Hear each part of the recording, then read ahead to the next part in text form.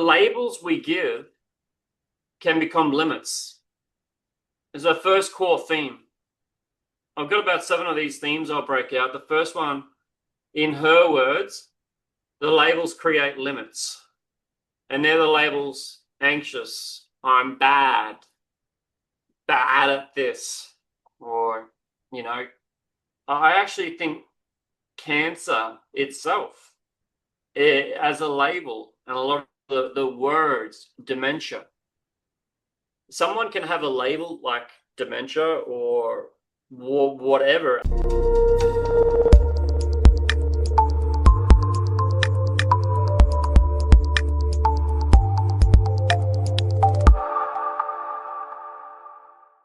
Hi there, welcome to the replay of our after hours discussions with professional coaches. Your exclusive complimentary Sunday session for all of our community around the world, where coaching minds unite with our people to create real world results. I am Adrian Cahill, your host and founder of the Motivate community, and more recently, Monday Morning Motivation. As a global trainer in NLP, neuro-linguistic programming, coaching, and hypnosis, this weekly gathering brings some of my colleagues from trainings, my fellow students and coaches all together in one place where we can discuss, share, help change the world by delivering free, quality information that's here to help you transform.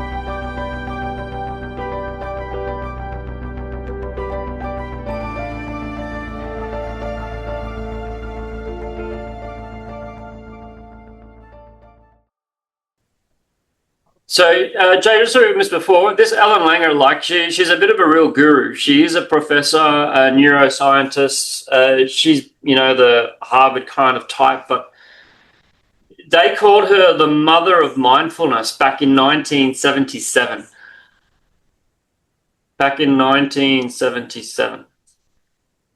She became the first woman tenured in Harvard's psychology department in 1981. Yeah, Harvard there described her as the mother of mindfulness. Lab studies and actual decision-making and education. Her work was so deep that I actually notice numerous names. Now, I read some of the NLP books and I see other NLP people's names, but one thing I saw in her book was some of the students' names, and I realized I've got another book called Predictably Irrational, which is all about marketing strategies, and this is one of her students. And there's a whole handful of books that have referenced her studies and work. And the counterclockwise study, they took a whole bunch of men into a retirement village and rewind time, gave them all the impression it was 1959. And at the end of the study, she proved that, or she didn't prove, it became apparent that by having the men in this retreat for 2 weeks, they were able to kind of rewind some of the clock. Okay, just and Ellen is the author. Ellen is the author of the book. Ellen Langer. Okay. Yeah. ELLEN Langer. LANGER. Yeah, that's it. Yeah. So lots of people referencing her work. She teaches and notices a lot of the presuppositions of NLP. The map's not the territory. There's no such thing as failure. It's all feedback. Yeah. These core principles, all behavior has a positive intention. Can you remember some more of them? Yeah. Now, we taught in our NLP that there are 11 of these presuppositions, 11 and perhaps 12. And the 12th one I might have said... territory, because the most famous one. Map is not the territory. I added one, change. All you are is change. Everything is change. Everything is changing, just at different rates of time and space kind of thing. Change. This is another core principle of NLP in the health system. As we know, depression, anxiety are verbs. They're things we do, but they get frozen in time. our brain makes labels. So little Johnny's doing something. Johnny is doing something called panicking, and he's doing this panicking thing, and now he's having a panic attack. But someone else might call it anxiety and an anxiety attack. They're labels. So these labels become frozen in time. And we know in time, or in real life, we have change.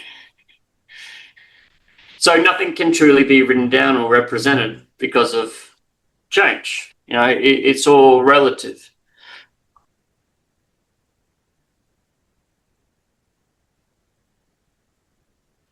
So her core message is that human beings are more flexible than we think.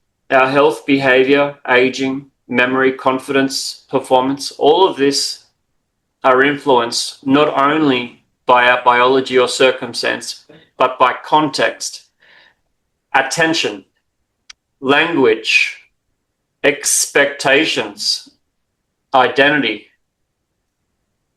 So she's kind of saying by neurological levels. Yeah? So I've said it again, like a central message is that human beings are more flexible than we think. What a great presupposition. What a great loaded belief.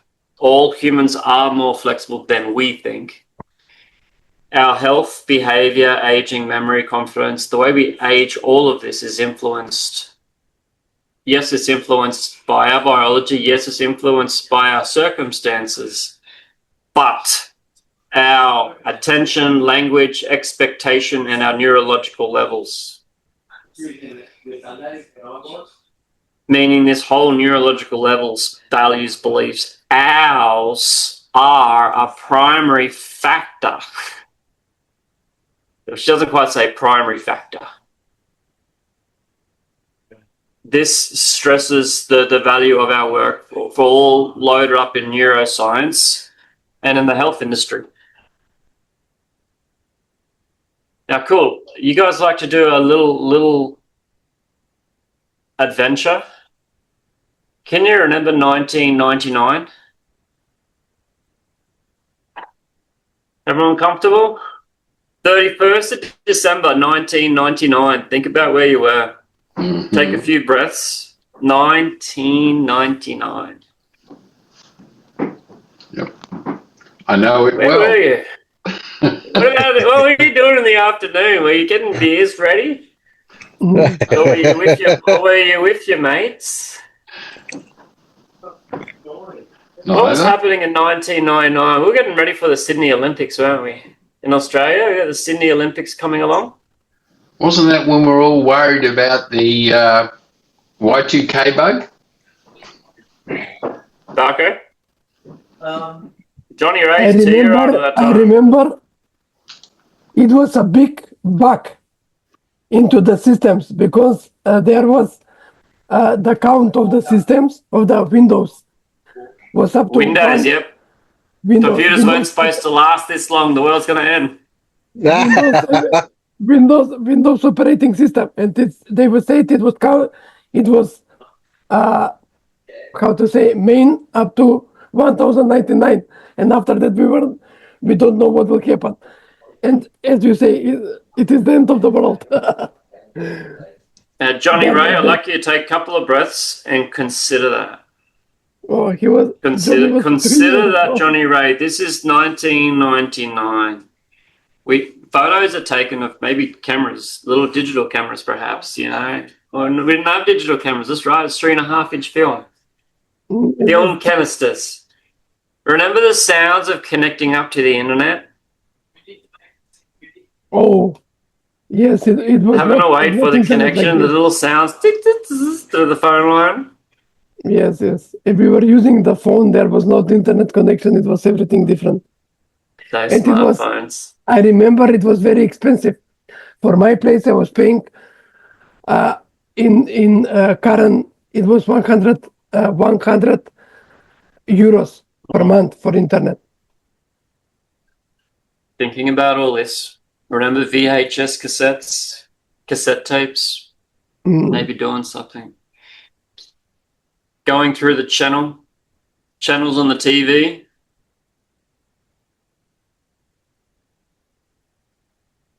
Remember life then, what it was like? Mambo number 5. It's like a world that doesn't exist anymore. Take a few Yes. breaths. TLC, No Scrubs. Savage Garden. I knew I loved you.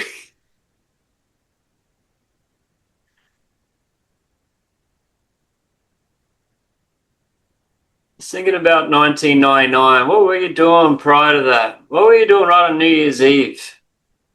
Having some drinks, being a baby. Rage, MTV. What were you doing? New Year's Eve. 1999. Just imagine the times. Yeah, you know, you're just like running around trying to get some drinks, maybe.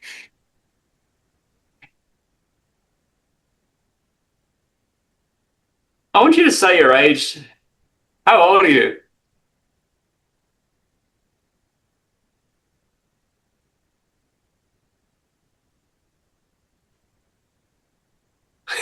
How old are you? How old are your friends? 42 and Superman. New Year's Eve, 1999. It's a big New Year's. How old are you? Daniel, 17. All right. Now, I want you to imagine, what if we were all 18 and we had just discovered alcohol and maybe our first cars and we were all 18? If we were all experiencing the same thing together, this would be like the study. And imagine if we keep feeling this and kept feeling it and kept feeling it. But the thing is I can talk with Daniel. I can probably talk with Daniel about it. Hey, Daniel, I was down not Surface Paradise. Jay might understand that vibe. Daniel, I was down the Strand, man, like on the Strand on the rocks. You know, I think I said the Aquarius. Were you down the Strand, Daniel? Yeah, you was at the Aquarius. Yeah.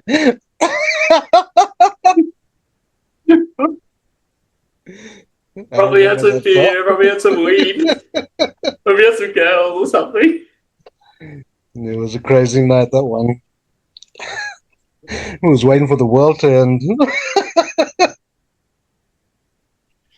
How do you feel right now, Daniel? I feel like an 18-year-old. Yeah. Going right back there, yeah, definitely.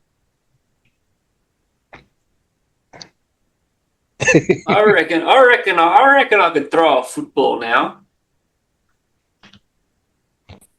I think automatically now entering a bit of trance.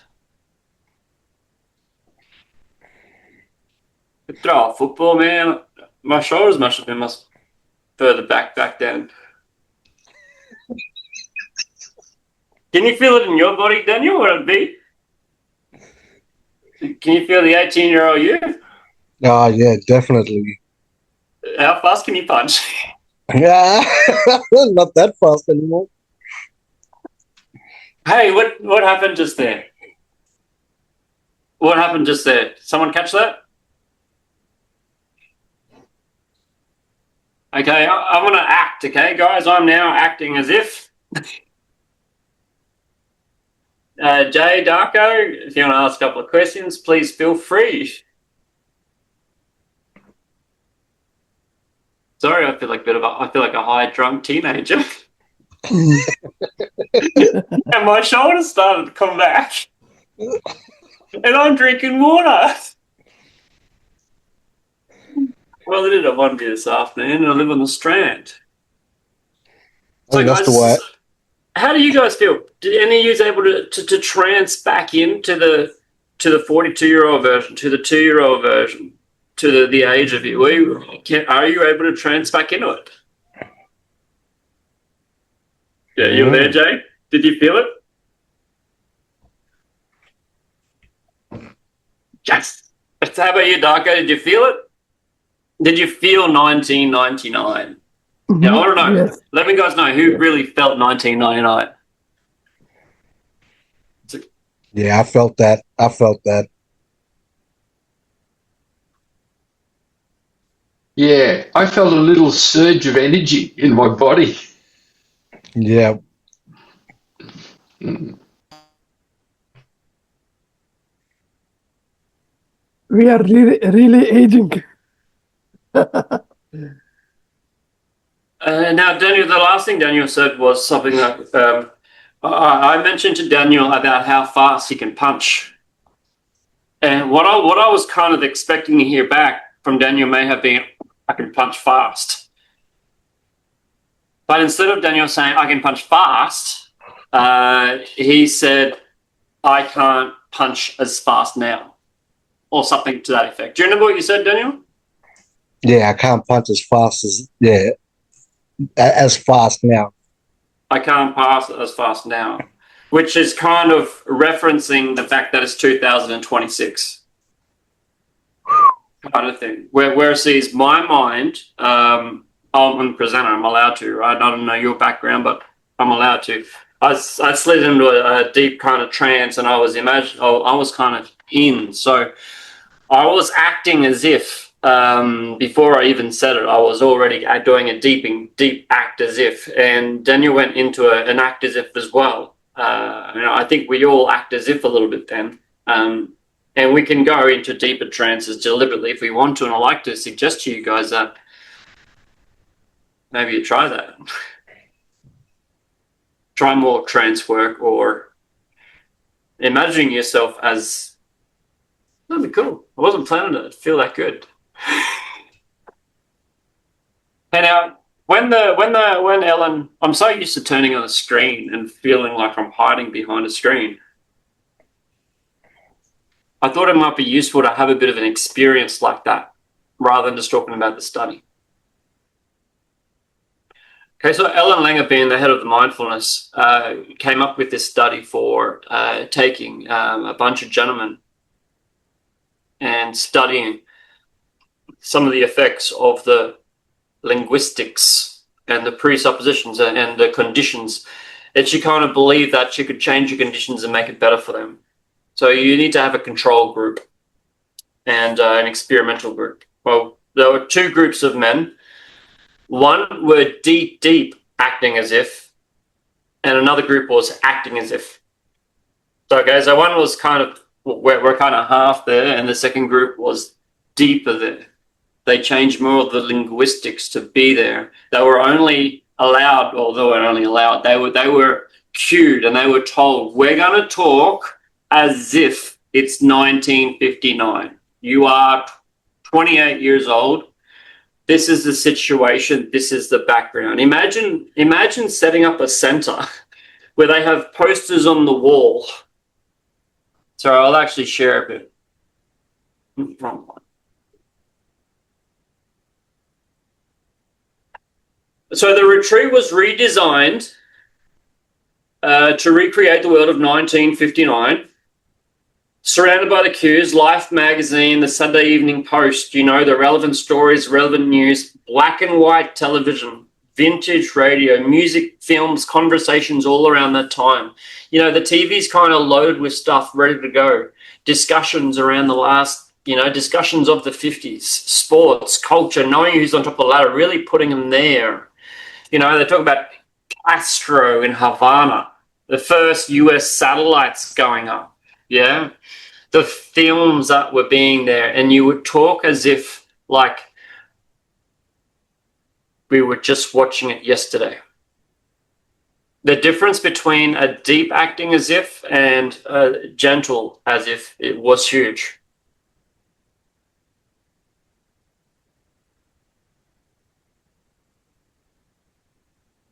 So what is it that makes the study so powerful is when the men go in, they're split up into the two groups. The whole place is set up. Clocks, radios, TVs. The men go in there, they're preempted of these magazines. They hang out, they watch movies. They get food just like there, they'll have drinks. And they stay there for 10 days. Both groups looked younger. We took photographs of all the men, all the usual blood and heart rate.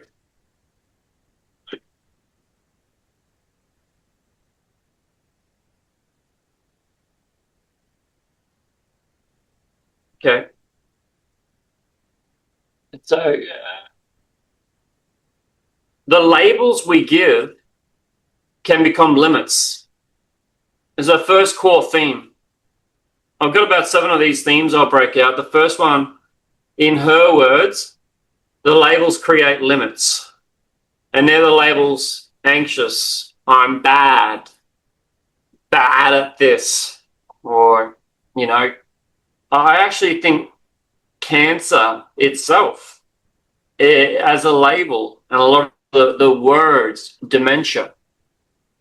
Someone can have a label like dementia or whatever, ADHD, and it can be for a portion of the day.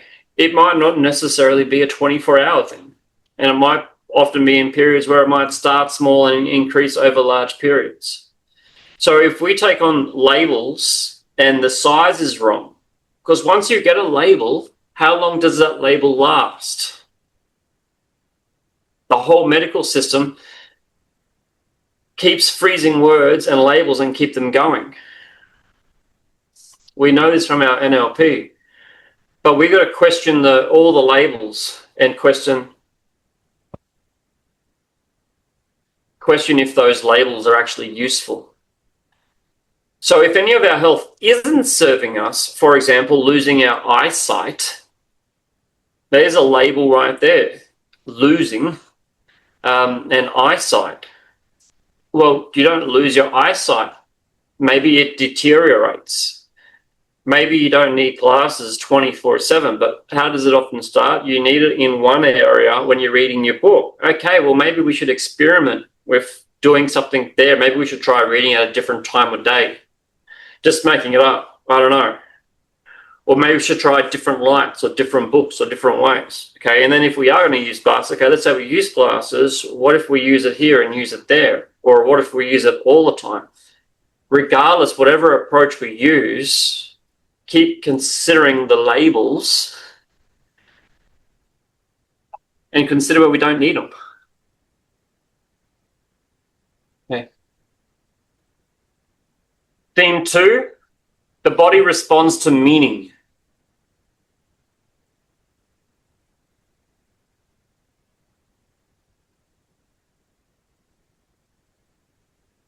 We know the meaning is a combination, and people make up their own meanings. And because people are making up their own meanings, they're making up the same meaning regards to the medication as well. So every time people are taking the medication or they're not taking the medication, it gets reinforcing a meaning. Not necessarily that the meaning is good or the meaning is bad, but what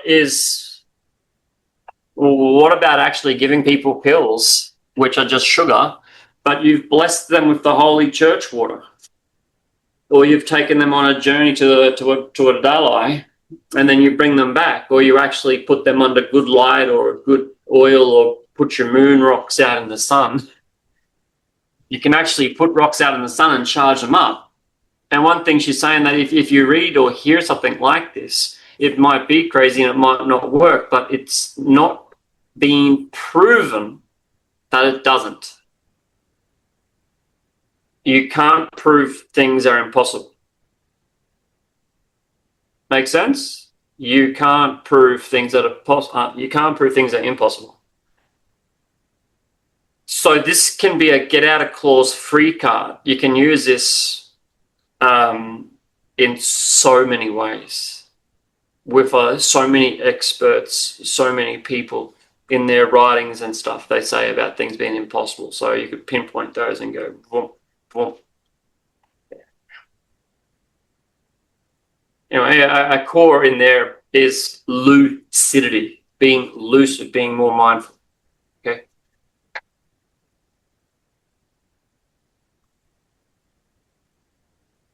Did I say scene 3? Mindfulness also leads to noticing new things, right? Noticing new things, novel and new. We make things novel and new. In terms of our health, how do we make things novel and new? She's pointed out giving patients a plant. If you give someone a plant to look after, something to look after, the plant grows.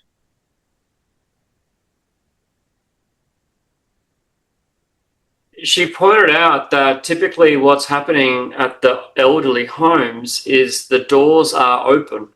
The doors are not allowed to be closed. In a lot of the aging homes, she says, it's like people are just dying there and they just have their independence removed. By simply giving them some dependence back, giving them something to look after, like a plant. The simple act of taking on a plant brought back a little sense of meaning or something, I guess. But just by giving people in the aging homes plants, they extended their lives. What does the Western system do? Seems to be to remove the plant, make everything sterile, make the place. Yep. Jay, please. Interesting that, it's been a couple of years now. The aged care home my mother went into was noticeably different when we went in there. And they actually have a petting zoo.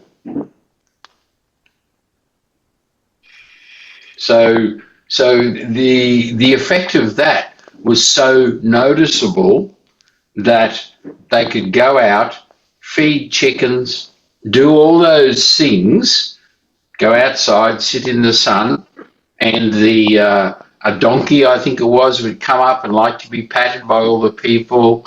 There were various, bird life or whatever, and then they had I think it was a border collie that would be there, and the people would always pat, and it'd go up and go to the people, and the energy of the place when there's people outside doing that was noticeable. Even the attitudes of the nursing staff, there's smiles on the faces and happiness. So it's what you say, is when you're locked away in 4 walls and you can't move, but they used to get everybody on a roster to go outside and to be able to sit under a shelter in that area. And that was what made them one of the most popular aged care places. And I was just so fortunate to be able to get my mum in there at the right time. But so I think that's a whole new level. Well, that's what she has pointed out. And she mentioned that she's done some consulting from some aging centres that actually were interested in being proactive and doing things. And she didn't mention anything about petting zoos in there. That sounds fantastic, and having pets that go in or dogs that go in, this kind of thing. And it's just a matter of being more mindful, really. And it's kind of good and bad mentioning that for a presentation, because if you're going to be presenting a topic and you tell people that it simply comes down A to B at the start, you shouldn't. You should say that at the end. But one little layer of clarification, or not a clarification, a new way of judging things or discerning things is simply noticing if it's mindful or not so mindful. Don't want to say mindless, because mindless kind of sounds like a negative label, right? So if we remove that negative label, we just got mindful, and then there's mindful. Yeah. Mindful, okay, it sucks. Mindful. Yeah, and it doesn't have to be. Yeah. I kind of wanted to ask you guys, though, how you could use some of this yourself. how could you use some of what we have been sharing about? How are you able to apply some of this to yourself?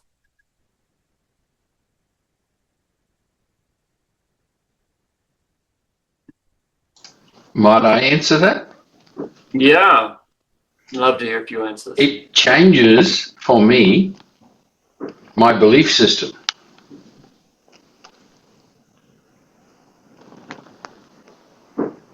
Because it gives me, I feel, a different perspective. And when I look from another angle, I get a bit of a different story.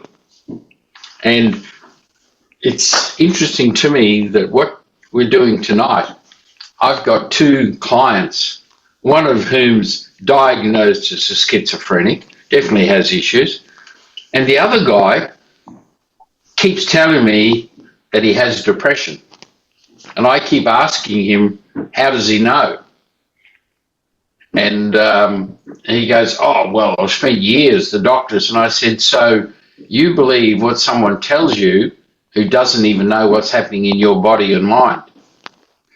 And it's interesting. I've been working with him for a few weeks. And when I'm there, his language is changing. Every time he brings up about that, I go, what was that word you said? So people believe something's wrong with them because someone else has told them there is. And it continues on with this particular guy for like 10 or 15 years. It's kind of a label on his t-shirt, you know. Oh, sorry, I got two labels on my shirt, you know. And then when you walk into the doctors, of course, the doctors and the medics and the pharmacists, they can see the labels. Oh, yeah, you've used this one before, right, haven't you? That's right. Hey, one thing, Jay, at the start that came up, I thought leverage. You know, this kind of sounded like you were saying you got enough leverage now to be like, with your beliefs, you got enough leverage now to. Oh, I found it did that for me. It gave me enough leverage to be like, okay, well, if I don't know if you got glasses in, I've got to change the way I read and try more things and be better at trying it and try a few more things, a few exercises, reading a bit more books, and okay. Now I'm going to be arrogant prick, and I'm going to be arrogant and stick to 2020. Then I might flip the switch and go certainty, and I'll ride the certainty on 2020, and I'll ride that with a high degree of certainty. But there's enough uncertainty for me to go, I'll keep practicing. I want to keep enough uncertainty to actually keep practicing, right? You go to martial arts school, you might get to a very high level of certainty. Maybe if you get to 100% certainty, maybe that's when you go. Maybe it's better to have a little bit of uncertainty. Sometimes it is, sometimes it isn't. Key theme: aging is influenced by expectation. Aging is real, but our beliefs about aging can accelerate or soften the experiences of it. Aging is real, but our beliefs about aging can accelerate or soften the experience of decline.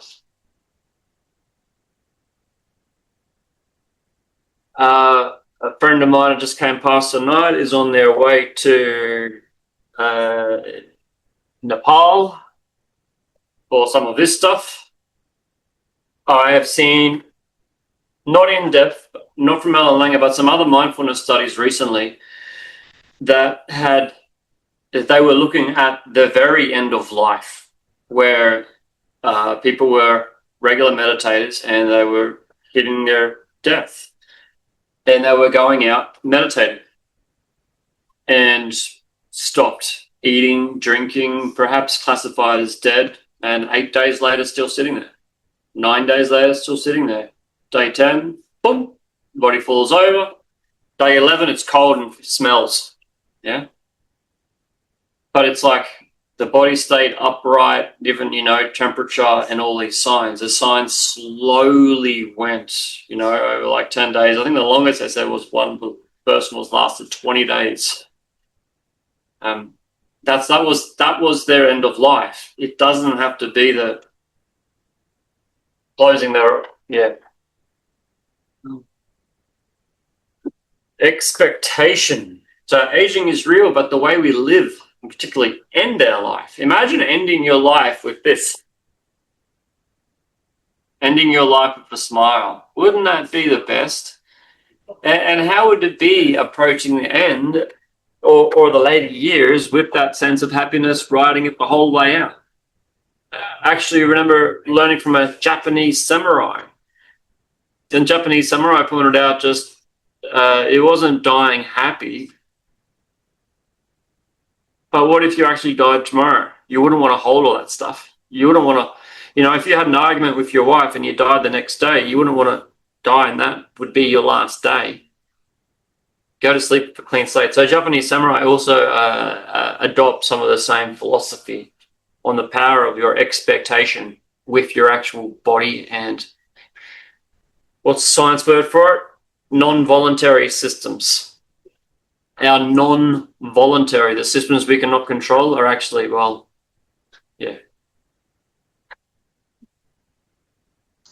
Now with that, imagine the neurological levels, and Jay, you better throw in. Yeah. I just got to say, I want to put a question. What does it matter what happens today if we die tomorrow?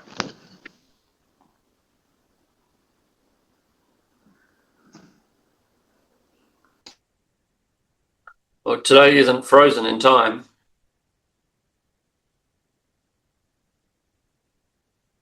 Kind of like driving along the train and it's actually life's going by. And today is like, tunk, but it's already gone. I just wanted to point out the bias that you said. You wouldn't want to be having a fight with your wife and then dying tomorrow after that. And I was questioning, why does it matter?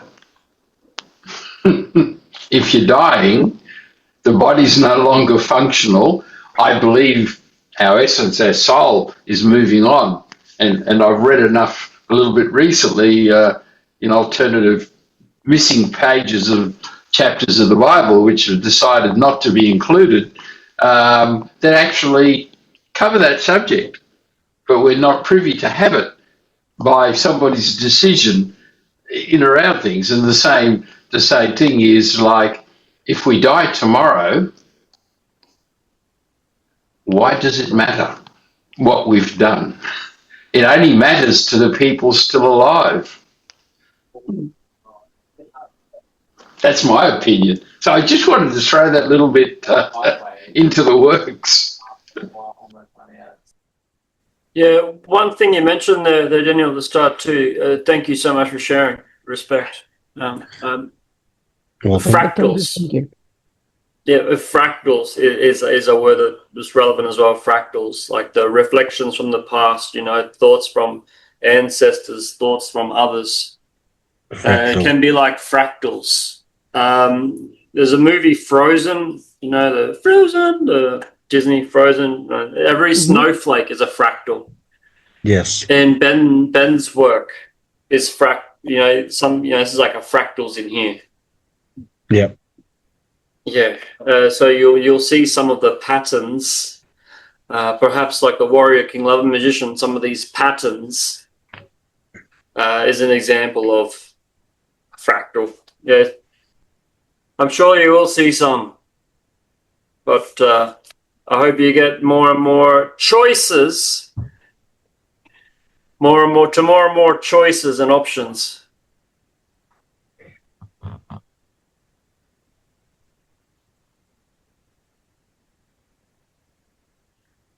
Yes, Daniel, thank you for bringing this, because it makes me to rethink and to find out really good conclusion. That what you said, no one asked him, so it is important we have a different awareness, and then we can also use some techniques to discuss and find out what, because in NLP we think every behavior has a positive intention. So for Yes. sure their behavior had some positive intention, even though it was bad behavior from that point of view. Yes. Yes. Thank you for this. Thank you, So Doctor. permission to request permission to speak very, very freely. Daniel, my ancestors, you know, I know my particular great grandfather's coming over from one from Italy, some from England and Ireland. And guys, I can look back at this little kind of singular line and point out a couple of people that were part of my kind of timeline back 200 years ago. You know, these couple of people. But if I go back to my people 200 years ago, you know, and I can narrow it down to, well, maybe 2 or 3 people. Well, 200 years back through my family tree is probably a lot more than a couple of people. Yeah. But I don't connect strongly to, say, some ideas of a white or some ideas of a white Australia, whereas some of my great grandparents might have totally thought, you know, and colonized and taken land and actually, you know, white Australia, UK, Irish, English, South African people came to Australia, and then it's from the islands. But it's, you know, we're close friends get our great grandparents. I don't know. I don't want to connect to my roots. One of my teachers, my trance, Stephen Gilligan, said about connecting to my family roots. I didn't have any desire to get back to my family roots at all. I ended up with a thick book looking into more traditional culture in Cairns and that, you know, and yeah, there's some stuff in the past in a lot of parts of the world, you know. I'm seeing Australia's and with some stuff that's happened recently, it's affected me a little bit emotionally seeing what's happened in Australia. But then we've got places like Gaza or Lebanon where it's happening right now. Yeah, and the rest of the world's worried about the price of petrol. Yeah. Interesting world, hey? So we get to choose our own beliefs.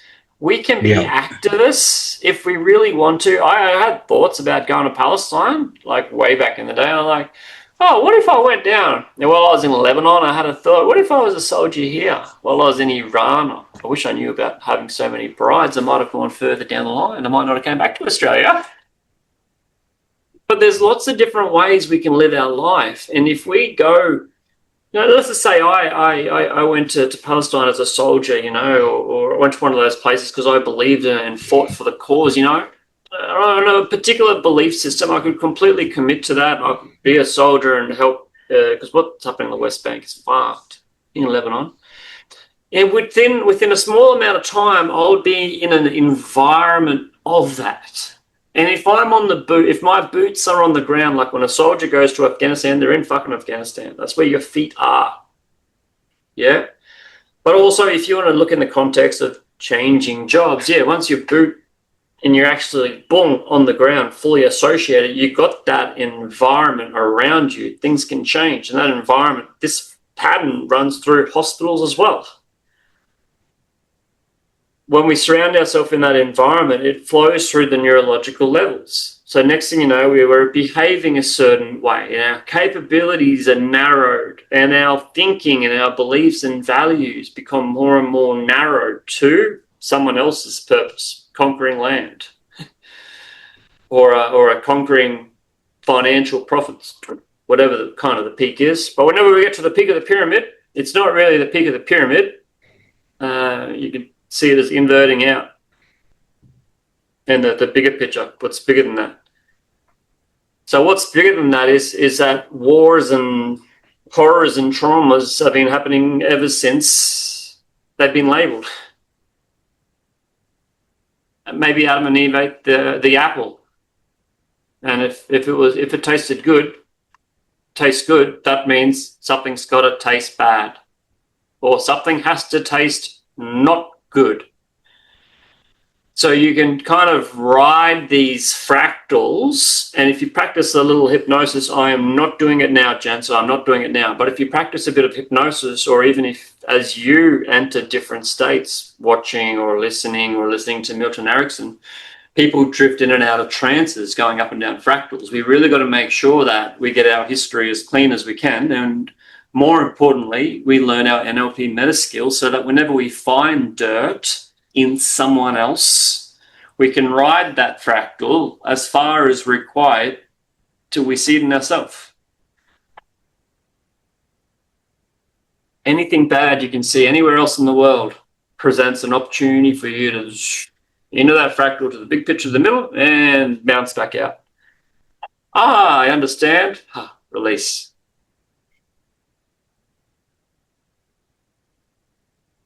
If we got really good at doing that, trancing in, healing something, trancing back out, trancing in on a particular belief, my eyesight, my leg, my kidney, whatever, if we got a focus in that particular area and perhaps meditated, perhaps rode fractals, perhaps rode forgiveness and love, rode different things like that, and rode the wave back to our kidney. Yeah. Now you could do a qigong visualization, imagine healing energy, or you could do it linguistically, and countless other ways. Apologies, I get lost in the fractals sometimes. I had one or two more themes here from Ellen, and one of them, and a lot of them I just covered in that. The environment keeps our identity alive. Just gave you the example of that. Going into a foreign country, joining their military, or joining a new career, getting into that identity. Going into a career of being a lawyer surrounded by lawyers in a lawyer office. That environment keeps the identity, I'm a lawyer, alive.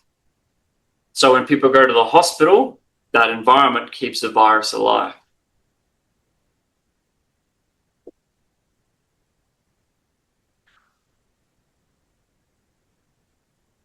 I've got two questions for you here. If you like to think of anything you like to change, what environment keeps your current identity alive? What is it in the environment that keeps your current identity or problem alive?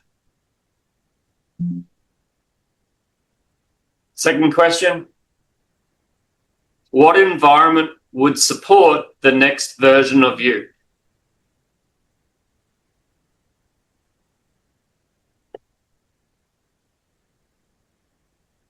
Definitely leave that one in the chat. Cool chat window tonight. Carl Jung said, at 40, our life begins. Up to then, we're only doing research. If that's a useful belief, I believe I'm still doing research. Jay, did you see that in the comments? This is a real quote. This is a quote on the internet you can find everywhere.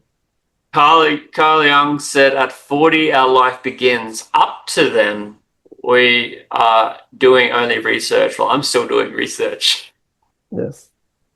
I'm still doing, I'm 50. I will get 50 in September, but still doing research, and I'm trying to do some changes, some big changes in the life, which are not appropriate to the environment. So I will answer the question.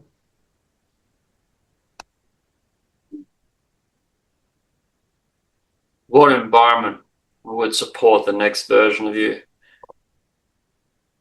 A lady came past today and we had a little bit of a chat, just a 20-minute chat spontaneously, and it's the same thing, and I see this so often. And it's a great question to get leverage people. What environment would support the next version of you?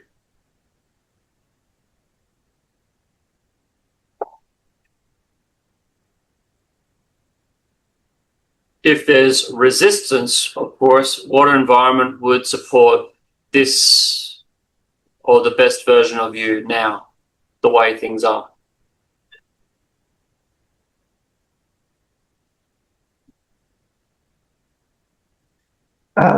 I just want to share now. I'm talking too much, but I believe that when we have support, we always can no matter what is happening in the life. When we have support, we can progress more faster.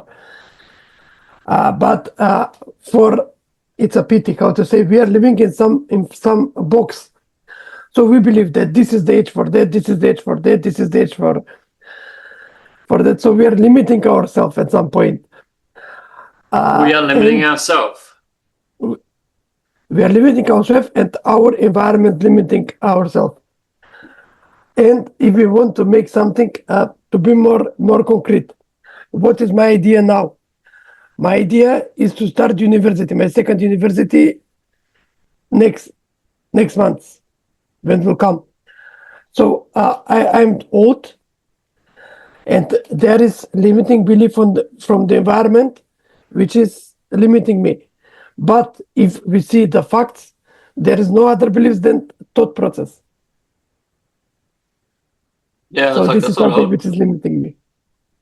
And what I need is supportive environment, someone who is going to support me. Who is not saying you are thinking different than other ways, because in my country, on my age, we start thinking about going into the pension. So I'm not working. But my thinking is obviously different. 50 at university, and you are trained. Second university. Yeah, and trained. you're trained in all this stuff. And Yes. I really hope you Yes. do classes or training for students. Yes, for sure. You can give a lot to the people around you there, right? Of course, but what I'm missing at this point is this word psycho. And to get this is in my place they are asking for university, and I'm willing to do it. Why not?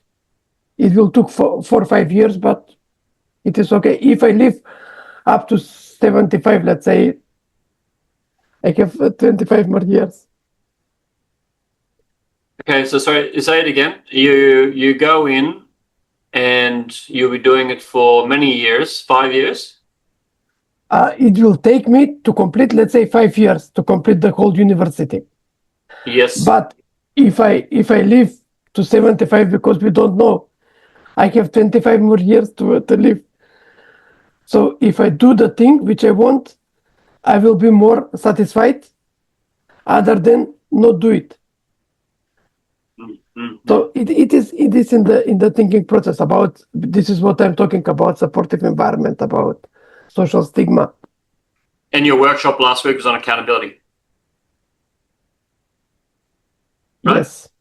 Yes. And accountability is one of the biggest things lacking for a lot of people's change work. Yes, it is lacking. It is from my experience. It is, yes, because I work as accountability 10 years up to now, and I saw a big changes within the people. They have idea, but somehow they are going to step back and change their mind. But we as a coaches, I mean you, me, Jay, Daniel, as a coaches, we can support the people to say, okay, this is the thing, this is the obstacle, but what is the good thing? So to empower the people to go through the change. This is important. Empowerment. Yeah. Okay. It is so important that we keep doing the work, but the way we do the work doesn't have to remain the same. So turning up to here is one way of doing the work. Next week, no, in 2 weeks, from now, Jay, Daniel, I'm going to fly down to Sydney. Myself and Ben Manderson going to fly down to Sydney, get a hotel there in near Chris Collingwood's place, which is near Double Bay. do 5 days of advanced hypnosis or advanced Ericksonian hypnosis. They're going to be fun if you guys are free or want to come down. An easier... Sounds great. Yes. That is July the 10th till July 14th. So July the 10th, 11th, 12th, 13th, 14th. It'll be 5 full days of training. Cool. I'm looking forward to that. And the hypno, man, Daniel, I'm not sure exactly what kind of... I've done a couple of different hypnos, you know, and I've done some hypno with Chris, numerous hypnosis with Chris. But I'm really believing and feeling, kind of sensing that when we are more aligned, Yep. it's so much easier to use some hypnotic patterns and kind of use your way. Sorry, I underestimate hypnosis all the time because we're always, you know, falling in and out of trances, and the way they can be written to better places. Mate, I made some hypnosis cards. Hey. Estrelita helped me make these. You did speak on those, yeah. Sorry? You did speak on those. Yeah. Nice. Yeah. I believe, Adrian, it is good to have one webinar only on hypnotic cards we have created and how to use it. I'm still figuring that out. Yeah. Okay. Now, I would suggest, guys, Ellen's work, the last one on the list, the mindful body.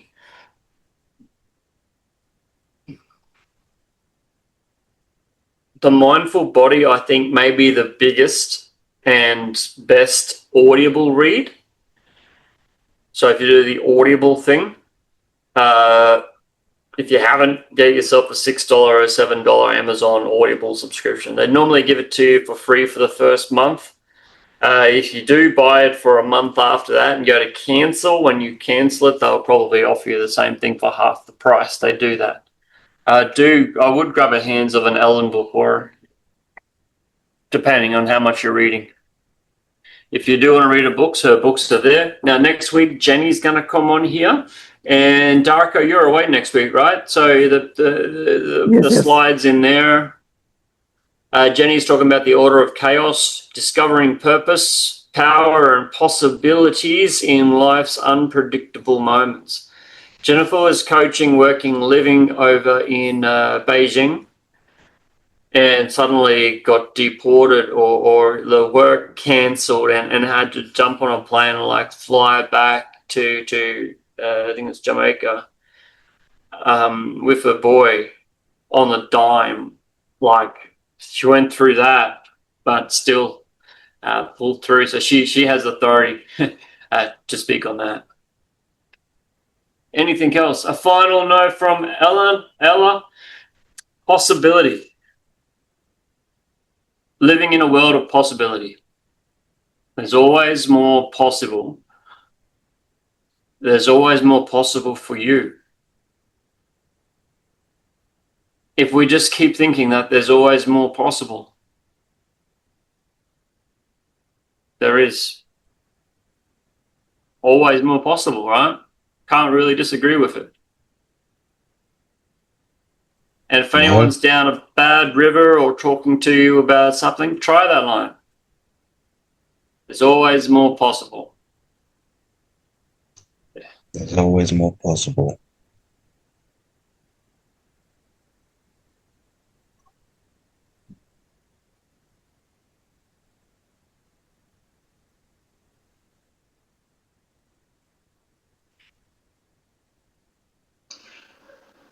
Would I throw a little bit of theme in there with, it's probably the right time. I've been undertaking this last couple of years a review of how I'm shown up or seen in the world. And it started because of NLP. And something I did was put my age back 5 years. So I tell people I'm 5 years younger. And it's amazing that that's accepted, no problem. Recently, I told people my real age. The difference in how I'm treated is perceptible. So when we set up, let's see even tonight, when we set up the environment, there's an expectations around the way with our attributes we present. And people change their behavior towards, I noticed, towards me. And it's particular, there's a guy who's 2 years older than me who always said to me, when you get to my age, you'll know what it's like. It was a shock to him when he found out he's only 2 years older than I am. That was one of the most glaring examples I've had in this last few days. So anything is possible, but we also can control the way of what possibilities will be available dependent upon the environment so much and what we create as the belief system of others around us as well. And that's something that I've really had come back into an understanding of that. And I've noticed how that affects me now in admitting my real age, which most people I know closely know my real age, but in a lot of the environment I'm operating in here in our town with the work I'm doing in different places, I don't say it. And online, the information on the internet is 5 years less, or probably a bit more, than what my true age is. So it's interesting what happens based upon what we put out there. So just wanted to bring that up. You can structure this. I wonder how you can structure your belief. I wonder how you can structure your belief to believe that you are getting healthier every day. I don't know what particular beliefs would be good for you guys, okay? Hey, I'm a single man and I don't go dating around. But I am interested a little bit, right? And there was a girl that was interested in me and she gave me some signs and that was cool. And I started to, hang on, what if I started to play a game? What if I started to believe that I was highly desirable and they more in the heaps of these? Well, what if I was to pretend I was highly desirable and there were tons of these chicks were checking me out? I started to use that and straight away I walked out there and I got more smiles. And I'm like, I know it sounds stupid, but why don't I just believe that I'm a highly desirable guy? Because, you know, I am a single man and I would like to find a one. So why don't I just go out there and just believe I'm a highly desirable guy and just have fun and do what I like? I'm like, yeah, oh, good. Engineer, remember, there's no such thing as limiting beliefs. All fucking beliefs are limiting. Sorry for swearing. All beliefs are limiting. So just set it up to put us in the direction we want. People often say they want freedom, but you know, we want structure. So just set up your belief so that the structure is shooting you, not just the environment being a broad and open here. We can have a broad and open environment, great. But consider setting it up, the structure, so you shoot through. Okay, I'm going to wrap up because you mentioned age. Another thing I want to mention, Jay, just I'm going to go get my 8-year-old boy. He's having a play date around the corner. My 11-year-old girl is having a play date too. I've got Common Minori upstairs. They're about 24, 26, 27, 24 and 27. Then I've got John Naylor in the van, 6 something, and his girlfriend Melody, who's 4 something, and I'm 45. And wow, everyone's different ages. But when we went to 1999, Daniel and I, we were both about the same age, so it was a lot easier to comment because I couldn't imagine talking to a 40-something-year-old. You know, I can't really future pace talking to a 40-year-old of 1999, but associating with Daniel and bringing those memories alive were great. I quite like that exercise too. I thought it was great to step back into 18 or a 15 or a 10-year-old version. And I figured 1999, and I figured that point in time would be good for here. The hypnosis, that trance, that was all my idea. That's all my content. I'm just using a little bit of a summary from the AI. Boom! You made it here! Good on you. Make sure you click the subscribe button below and check out the playlist at the end. If you'd like to come along to our Sunday sessions where we host a live, free Q&A for our students and members, you're welcome. I'll see you there.